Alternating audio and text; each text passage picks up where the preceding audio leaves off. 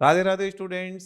आज हम CA foundation accounting paper one इसका past exam analysis, ABC analysis, ICI weightage analysis और ICA का पेपर का पैटर्न भी समझेंगे और साथ में हम श्योर सक्सेस स्ट्रेटजी भी बात करने वाले हैं कि किस तरीके से हम स्ट्रेटजी बनाएं ताकि इस पेपर में हमें सक्सेस श्योरली मिल जाए।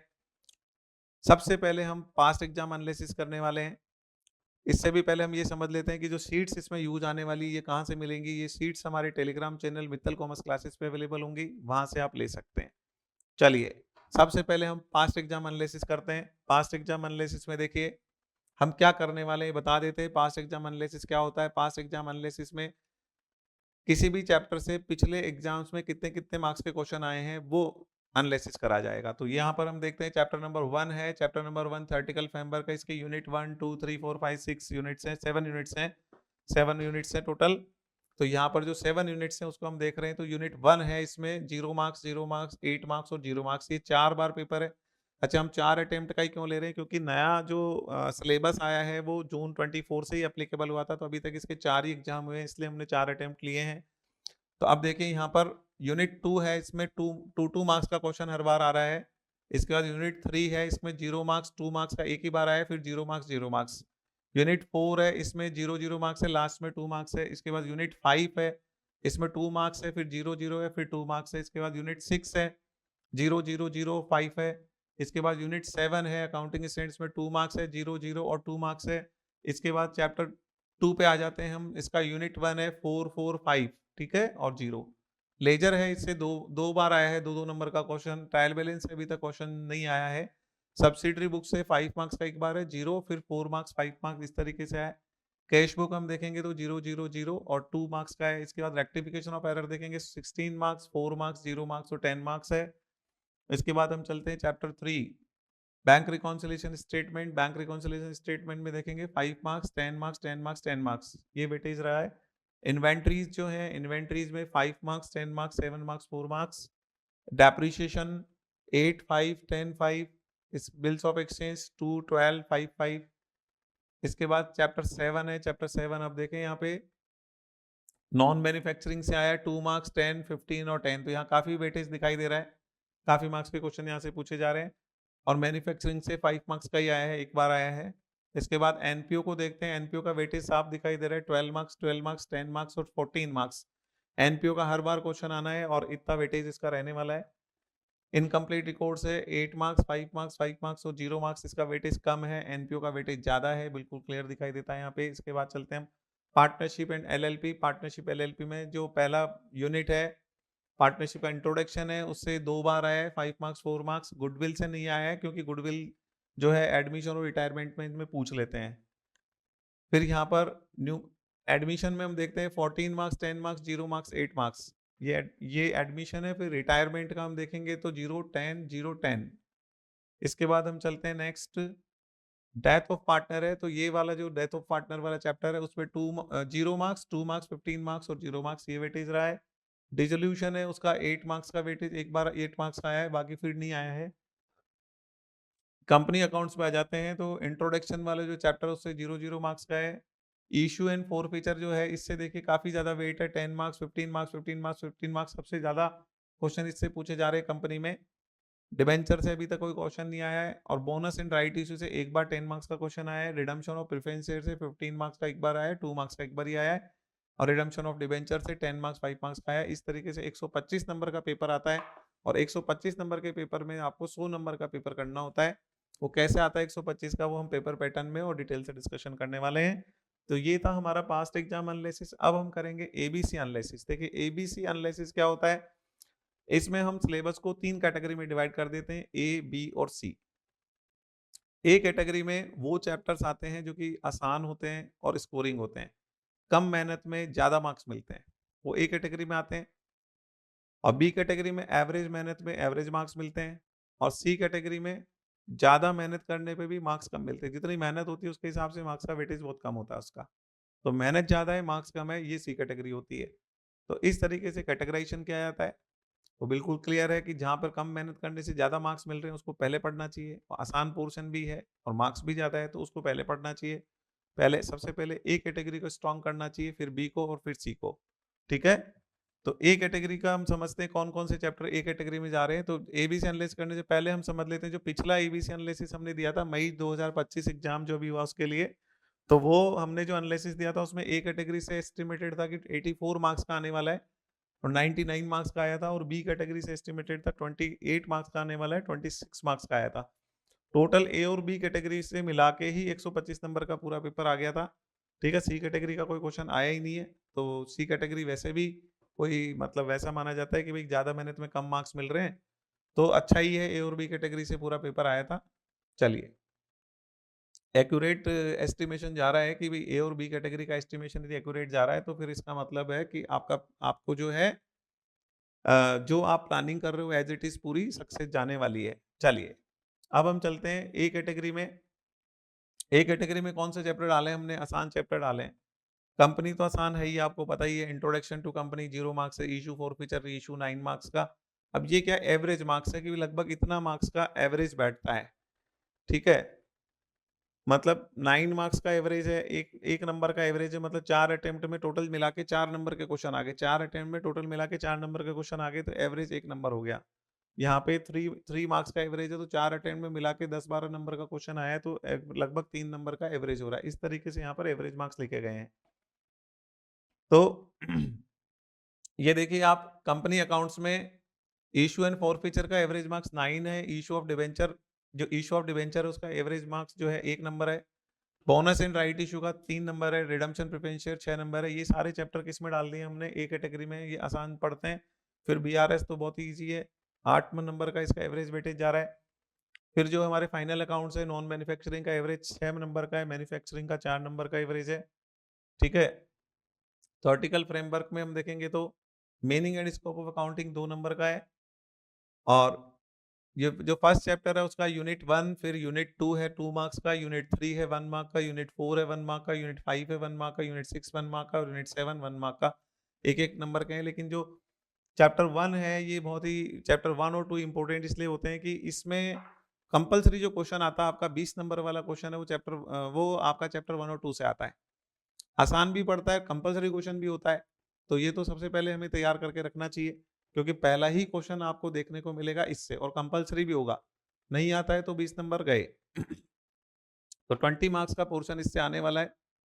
तो चैप्टर 1 को आसान भी है, कंपलसरी क्वेश्चन भी है और मार्क्स भी अच्छे मिल रहे हैं, इसलिए हमने इसको यहाँ पे लिया है। अब हम चलते हैं chapter number 5, depreciation amortisation 7 marks का एवरेज है। इजी चैप्टर है, आप जानते हैं डेप्रिसिएशन तो आप कब से निकाल रहे हैं? 11th क्लास से निकाल रहे हैं। इजी पड़ता है बिल्कुल। चैप्टर 2 है, ये भी आसान ही है, बिल्कुल आसान है।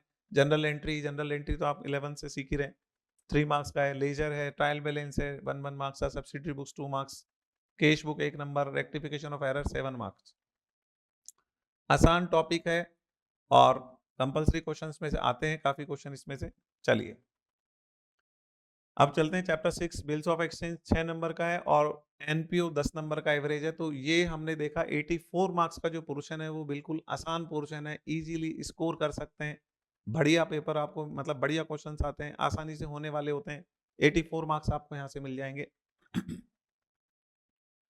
कैटेगरी बी में हम चलते हैं। कैटेगरी बी में जो है चैप्टर 4 है इन्वेंट्रीज, 6 नंबर का है। कैटेगरी 4 में इन्वेंट्री, कैटेगरी बी है, इसमें चैप्टर नंबर 4 इन्वेंट्रीज है। अब ये एवरेज आ जाता है, ठीक है, कि थोड़ी मेहनत करेंगे तो हो जाएगा, पर जितनी मेहनत है उसके एवरेज मेहनत है, एवरेज मार्क्स है। ठीक है, चैप्टर 10 पार्टनरशिप है। तो पार्टनरशिप में हम देख रहे हैं कि यहाँ पर ये 6 यूनिट दिया हुआ है पार्टनरशिप का, और 2 marks, 0 marks, 7 marks, 4 marks, 5 marks, 4 marks, इस तरीके का दिया हुआ है। चलिए, अब आगे बढ़ते हैं हम। तो 28 नंबर 28 मार्क्स का कैटेगरी बी है। इसके बाद सी कैटेगरी में चलते हैं। तो रिडम्पशन ऑफ डिबेंचर है, लगभग 5 नंबर का एवरेज बैठता है इसका, और इनकम्प्लीट रिकॉर्ड्स है 8 नंबर का है। तो मैं ये बोलूंगा आपको कि जैसे कोई भी एक चैप्टर तो आप वैसे भी छोड़ सकते हैं।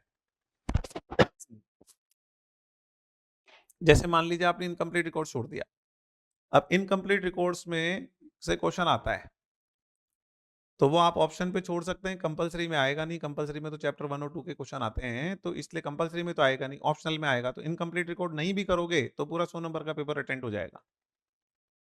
तो एक चैप्टर कोई सा भी आप छोड़ सकते हैं और उससे कोई नुकसान आपको होने वाला नहीं है, ये यहाँ से हम समझ पा रहे हैं। और ये सी कैटेगरी वाले चैप्टर्स होते हैं, जनरली आप कर भी लो तो ठीक है, छोड़ भी दो तो चलेगा, ठीक है। तो इस तरीके से ये हमने देखा A B C category.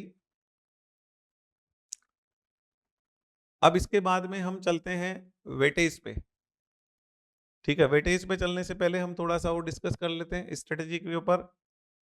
Sure success strategy क्या है? श्योर सक्सेस स्ट्रेटजी ये है कि जो हमारे ए कैटेगरी वाले चैप्टर्स हैं उनको सबसे पहले हम स्ट्रॉन्ग करेंगे, इतना स्ट्रॉन्ग करेंगे, इतना स्ट्रॉन्ग करेंगे, इसमें पूरे से पूरे मार्क्स हमारे लाएंगे हम। जब ए कैटेगरी पूरी तरह से स्ट्रॉन्ग हो जाएगी, इतनी स्ट्रॉन्ग हो जाएगी, उसमें एक भी नंबर हम नहीं कटने देंगे, तब फिर हम जाएंगे बी कैटेगरी पे। फिर बी को स्ट्रॉन्ग करने के बाद में हम जाएंगे सी पे। सी पे तब जाना है जब आपके पास टाइम बच रहा है और जब आपके ए और बी कैटेगरी पूरी तरह से स्ट्रॉन्ग हो चुके। ए को स्ट्रॉन्ग किए बिना बी पे मूव नहीं करना और बी को स्ट्रॉन्ग किए बिना सी पे मूव नहीं करना है, ये आपको बेसिक रूल बना के चलना है। ए और बी भी आप कर लोगे तो आराम से पेपर अटेंड हो जाता है, लगभग पेपर अटेंड हो जाता है और छोटी मोटी कोई रिस्क बचती है। अदरवाइज सी कैटेगरी नहीं भी करेंगे तो आपका कई बार तो 100 का ही हो जाता है, नहीं 95 90 मार्क्स का अटेंड तो हो ही जाता है और एक चैप्टर छोड़ने में कोई रिस्क नहीं है, वो हम पहले डिस्कस कर चुके हैं। तो इस तरीके से हम सेलेक्टिव हो सकते हैं। और श्योर सक्सेस स्ट्रेटजी को कैसे अपनाएंगे कि ए कैटेगरी को करेंगे पहले इतना स्ट्रॉन्ग कि उसमें एक भी नंबर नहीं कटने देंगे। अब एक चीज बताइए, यदि आप एक भी नंबर नहीं कटने देंगे तो ए कैटेगरी हमारा कितने नंबर का है? 84 मार्क्स का है। तो यदि हम ए कैटेगरी को स्ट्रॉन्ग कर लेते हैं तो 84 मार्क्स तो हमारे यहाँ से कंफर्म हो जाते हैं कि 84 हमारे पक्के हो गए। तो पास होने का यदि टेंशन खत्म करना है तो ए कैटेगरी ही सफिशियंट है। पास होने के लिए तो ए कैटेगरी ही सफिशियंट है। अब आपको स्कोर बढ़ाना है तो बी करो और 100 में से 100 लाने का मन है तो फिर आप सी भी करो, ये सिस्टम है। तो श्योर सक्सेस चाहिए तो ए कैटेगरी कर लो, उसी में काम हो रहा है आपका। तो सक्सेस तो कोई नहीं रोक सकता आपको, सक्सेस से तो कोई भी नहीं रोक सकता, क्योंकि यहाँ पर जो कैटेगराइजेशन करा गया है वो आसान आसान चैप्टर से 84 मार्क्स आपको दिलाए जा रहे हैं। तो फिर आप सक्सेस नहीं होगे, ऐसा कैसे हो सकता है? तो सक्सेस आप हो जाओगे, इस स्ट्रेटजी को आपको फॉलो करना है। आइए एबीसी एनालिसिस के बाद अब हम चलते हैं वेटेज सीट पर। आईसीआई का वेटेज सीट समझेंगे, इसके बाद हम श्योर सक्सेस स्ट्रेटजी समझेंगे, इसके बाद हम पेपर का पैटर्न समझेंगे। ये सारी चीजें हम कवर करने वाले हैं जिससे कि आपको पूरा कंप्लीट नॉलेज हो जाएगा इस पेपर के बारे में। तो सबसे पहले हम चलते हैं वेटेज सीट पर। आईसीआई का वेटेज सीट देखते हैं। आईसीआई ने एक वेटेज सीट बनाई हुई है। तो इसमें आईसीआई ने, ये आपको आईसीआई के बीओएस नॉलेज पोर्टल पर भी मिल जाएगी। वहां से ये शीट आईसीआई इशू करता है कि कौन से सेक्शन से कितना हम पूछने वाले। देखिए आईसीआई क्या करता है, सेक्शंस में डिवाइड कर देता है चैप्टर्स को। तो सेक्शन 1 है तो इसमें केवल एक ही चैप्टर है, चैप्टर 1। लेकिन सेक्शन 2 है तो इसमें 5 चैप्टर्स डाले हुए हैं, 2 3 4 5 6, ये सेक्शन 2 में डाला हुआ है। इस तरीके से आईसीआई सेक्शंस में डिवाइड करता है चैप्टर्स को और हर सेक्शन का वेट बता देता है। तो आईसीआई ने कहा सेक्शन 1 में से हम 5 to 10 मार्क्स के क्वेश्चन पूछने वाले हैं।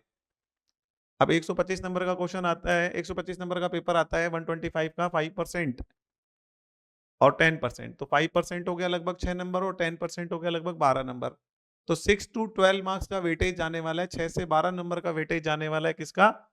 इस चैप्टर का, चैप्टर नंबर 1 थ्योरेटिकल फ्रेमवर्क का। तो हमने इसका लिया है 9 नंबर, लगभग 9 मार्क्स का पेपर इसमें से आएगा। और डेफिनेटली जब आईसीआई ने बताया है तो लगभग इतना पेपर आएगा इसमें से। चलिए अब सेक्शन 2 देखते हैं। सेक्शन 2 में 5 चैप्टर है, 2 3 4 5 6, ये सेक्शन 2 है। 30 से 35% पेपर यहाँ से आईसीआई पूछने वाला है, मतलब 37 मार्क्स से 44 मार्क्स का पेपर यहाँ से आएगा, ठीक है। और इसमें देखिए 5 चैप्टर है, accounting process, bank record, BRS, inventories, depreciation और बिल्स ऑफ एक्सचेंज। इनका जो एवरेज मार्क्स यहाँ पे दिया हुआ है तो लगभग 42 मार्क्स का यहाँ से आएगा। तो 37 से 44 मार्क्स का आने का उम्मीद है। तो 42 हमने यहाँ पे मेंशन किया कि 42 नंबर का पेपर इनमें से आने वाला है।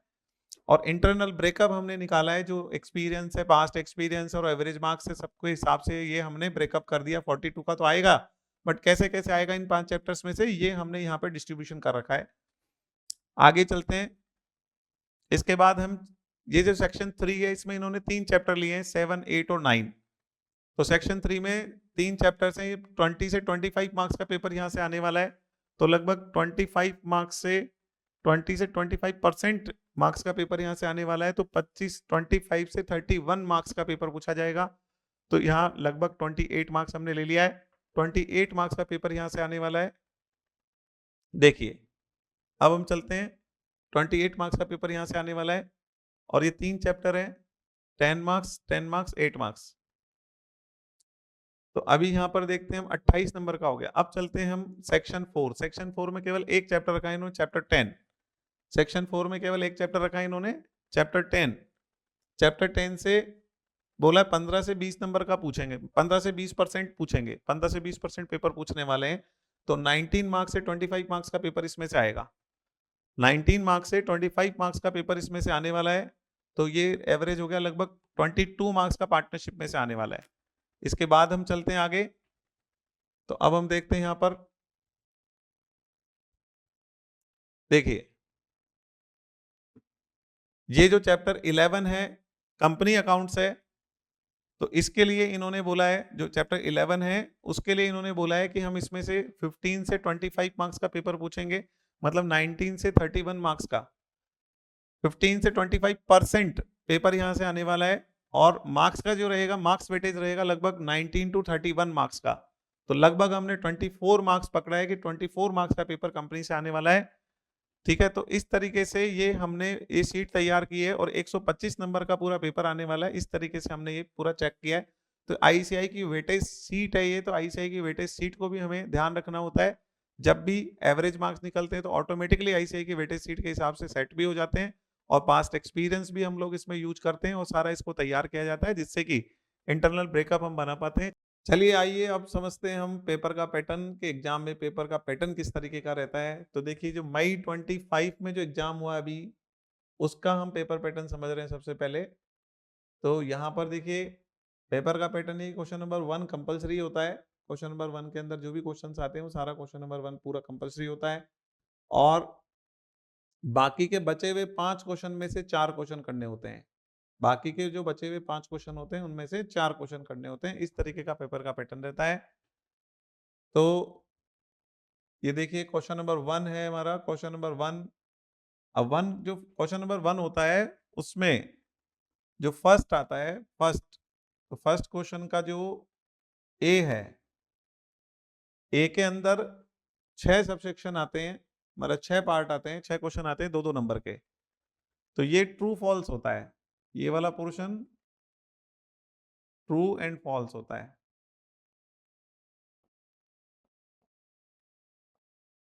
2-2 मार्क्स के 6 क्वेश्चन आते हैं, यही पैटर्न रहता है हमेशा। पहला क्वेश्चन का फर्स्ट का ए, ये ट्रू फॉल्स का क्वेश्चन आएगा और 6 इसमें क्वेश्चन होंगे, 2-2 नंबर के होंगे, तो 12 मार्क्स हो गया।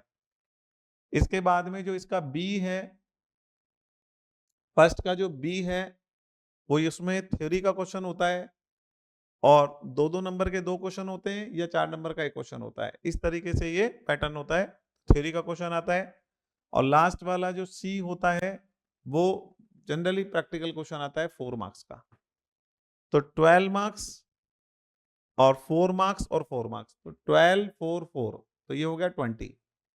तो सभी क्वेश्चन 20-20 मार्क्स के होते हैं, 6 क्वेश्चन होते हैं उसमें से 5 करने होते हैं और क्वेश्चन नंबर 1 कंपलसरी होता है। तो इस तरीके से पेपर का पैटर्न होता है। तो अब हम देखते हैं कि ये जो हमने समझा क्वेश्चन नंबर 1 है, अब दूसरे क्वेश्चन को भी समझते हैं हम लोग। क्वेश्चन नंबर 2 है, तो 10-10 मार्क्स के 2 हैं। अच्छा, ये इसमें लिखा हुआ है कि कहाँ से पूछा गया है, इसमें सारा मेंशन किया हुआ है, ये शीट्स आपको मिल जाएंगी, आप देख लेना। फिर क्वेश्चन नंबर 3 है, इसमें 2 ए और बी है, 12 मार्क्स 8 मार्क्स।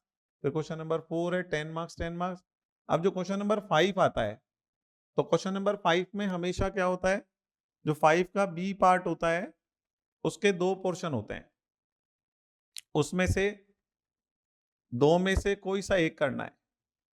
तो ये देखिए 5 मार्क्स का पहला हो गया ए, क्वेश्चन नंबर 5 का ए हो गया 5 मार्क्स का, और जो बी है तो इन दोनों में से कोई सा एक करना है। तो 5 का यहां से मिलेगा और सी हो गया 10 मार्क्स का। क्वेश्चन नंबर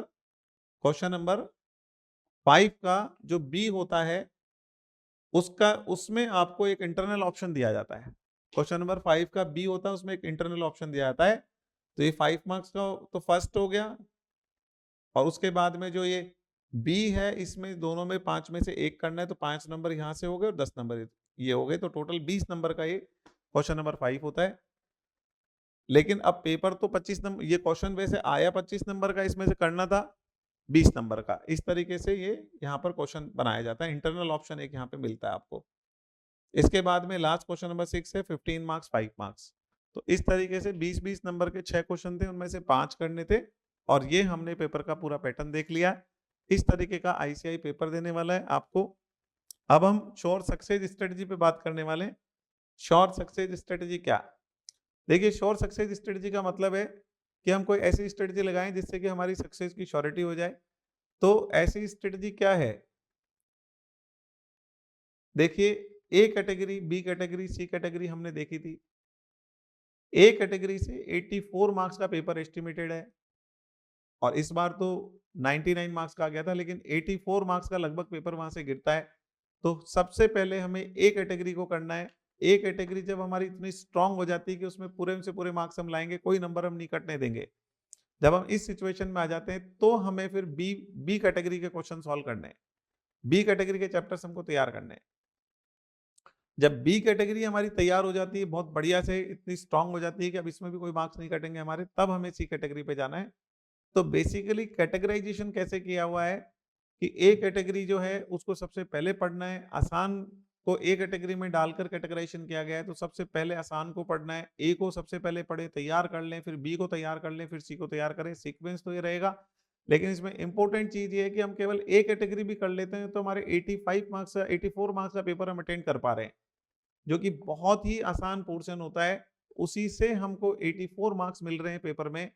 तो ये बहुत बेहतरीन तरीका होता है कि भाई हम सबसे पहले पास होने का इंतजाम करेंगे, उसके बाद और स्कोर करने का इंतजाम करेंगे। तो पास होने का इंतजाम करना है तो केवल ए कैटेगरी कर लो, पास हो जाओगे पक्का। यदि उसमें से आपने क्वेश्चन गलत नहीं होने दिया, पूरा सही कर दिया, तो कैसे पास नहीं होगे? 84 मार्क्स का आएगा, तो पास नहीं होगे ऐसा हो ही नहीं सकता।